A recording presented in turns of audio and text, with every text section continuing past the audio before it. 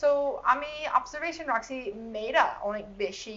অন্যরকম ট্রিটমেন্ট পায় এই দেশ লাইক যারা লাইক ট্রাফিক ওমেন নিয়ে আমি কাজ করছি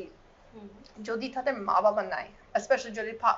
বাবা নাই তাদের লাইক বেশি তারাও নাই তারাও কিছুই নাই মানে কিছুই করতে পারে না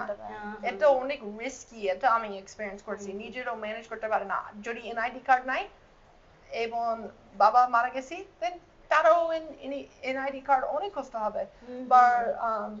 তারাও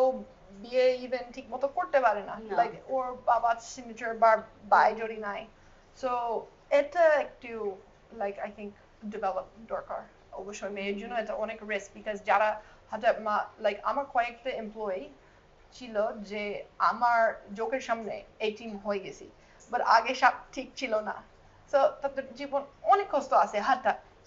লাইক জাস্ট বাবা না থাকায় অনেক সমস্যা হয় বিপদ হয় আই থিঙ্ক এটা আরো ডেভেলপ দরকার বাংলাদেশ বা অলরেডি আগে থেকে অনেক ডেভেলপ হয়েছি বিকজ আই থিঙ্ক কয়েক বছর আগে মেয়েরা লেখাপড়া করতে পারে না